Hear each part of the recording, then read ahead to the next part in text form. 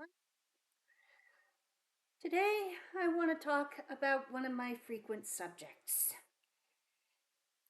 Anybody who spends any time with me knows that representation, representation in media, representation in fiction, how do we see ourselves?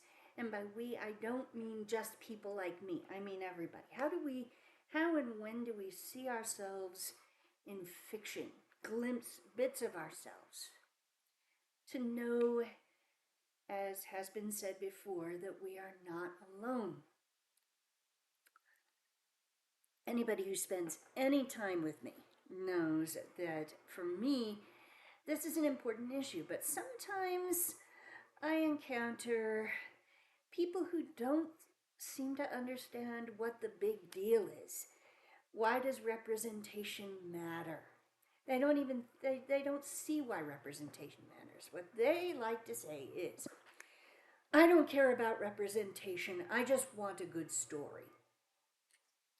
Where I, when I hear that, I should say, I hear a false choice. It's as if, okay, you can care about representation or you can care about a good story. You cannot care about both. You cannot want both. You cannot think that both is not too big an ask. So, caring about representation does not mean that you do not care about a good story. And it doesn't even mean that you don't think a good story comes first. You have to have a good plot. You have to have characters either worth caring about or worth examining and following. Yes, all that has to come first. But representation can make a difference in terms of whom the good story speaks to, at least who it speaks to the loudest. So, going back to my own childhood in the 70s and teen years in the 80s, I think about what I was back then and what I am to at least some degree now. What was I like back in from the mid 70s on through the 80s when I was growing up during my formative years? Well, first of all, I was a mess. ADHD, attention deficit hyperactive syndrome. I had it. And this was at a time when there wasn't as much talk and as much information out there on what ADHD was. So I was a handful. A lot of people were not sure how to handle me. And those who knew me back then, they will confirm what I'm saying. I was a mess. Got into trouble almost on the daily.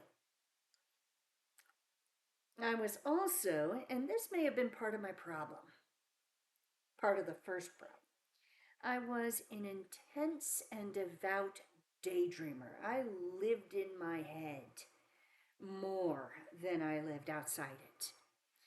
And I was also a voracious consumer of fiction. I liked to read, I liked to watch television and movies.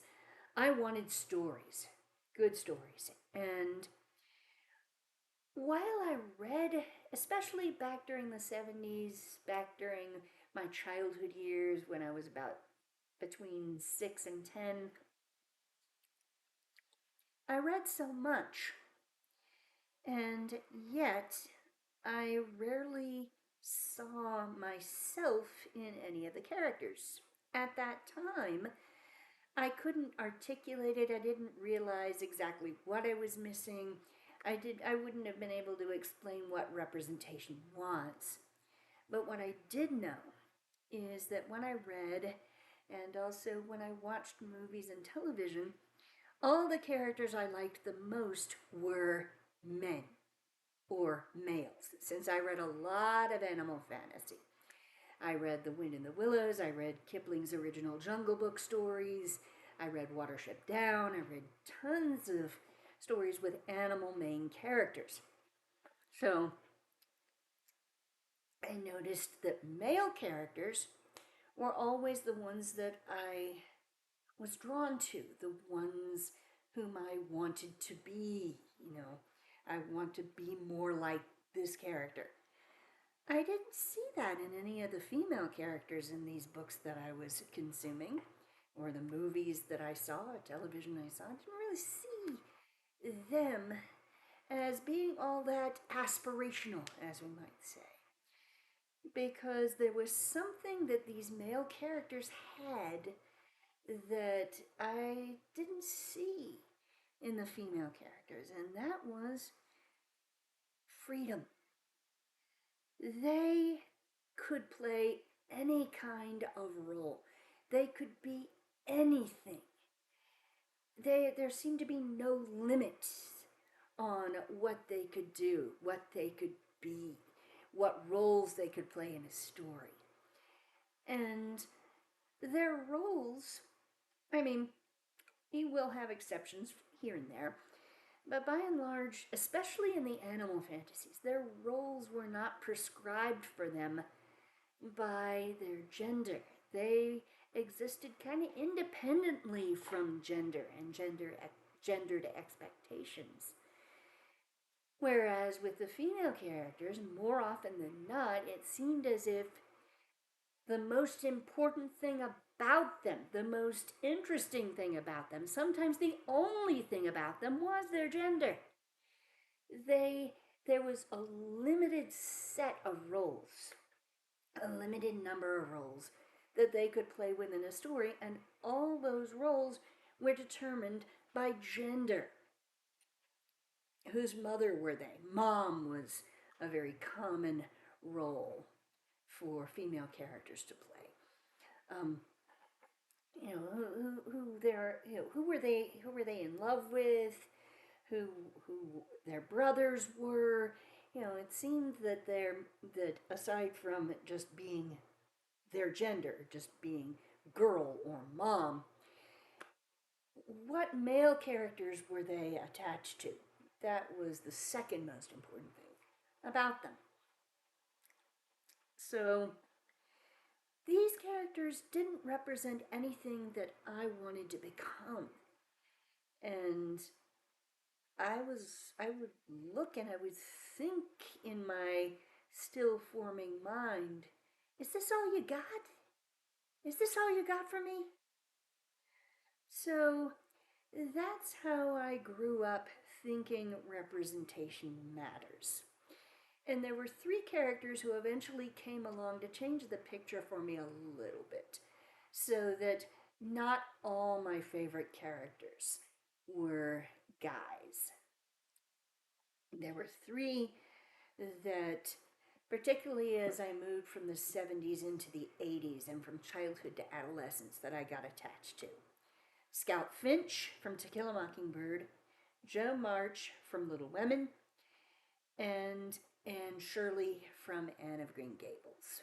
Why did I love these characters? Because, well, they were messy. They got in trouble. They made mistakes. They were hyperactive. And yet, they were still the heroes of their stories. They were good people.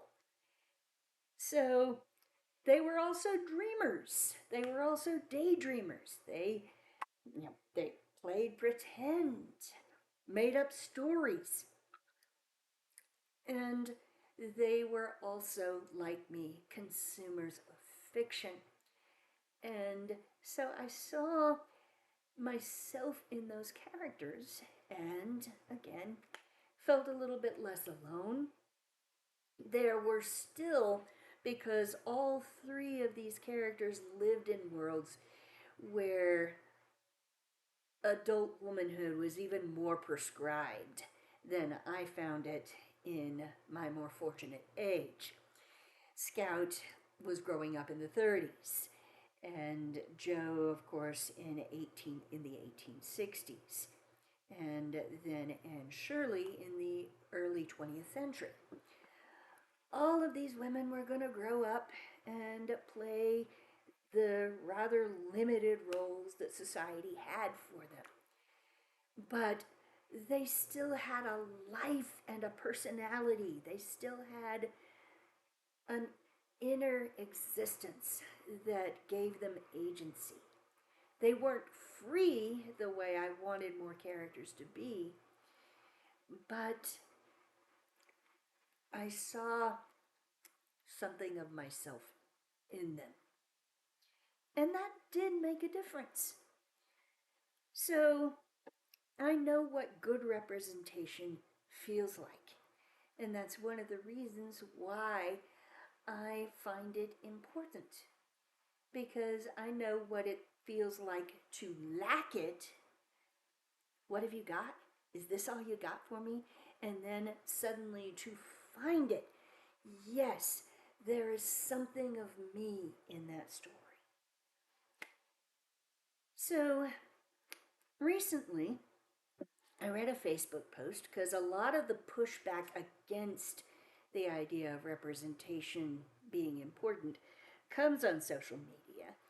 But this particular poster on social media mentioned that, in a discussion that it ended up involving representation, said that only women really cared about representation, only they bothered their heads about representation. Healthy men never do. And they don't feel the need to see themselves in stories, is what he said. It's the implication was that, if you feel the need to see yourself in stories, there's something wrong with you. Well, he's right and he's wrong in terms of it is more often women. Women do care about representation a little bit more often than men. That's true. But there's a reason for that.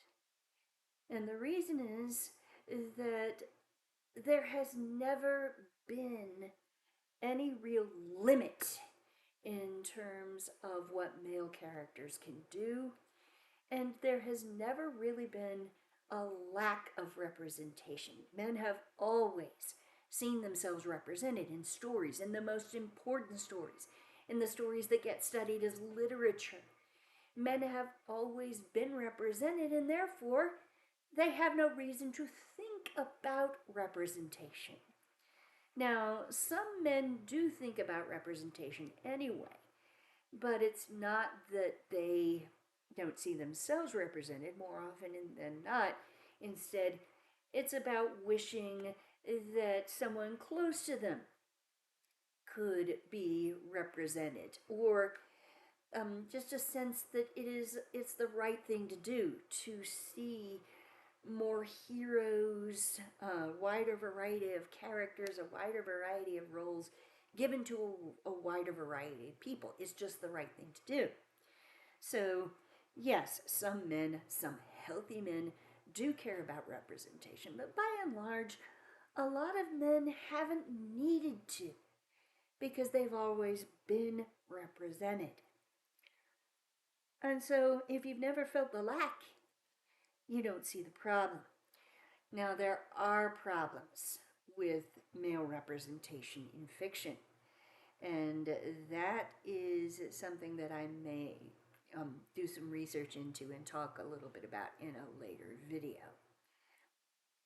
But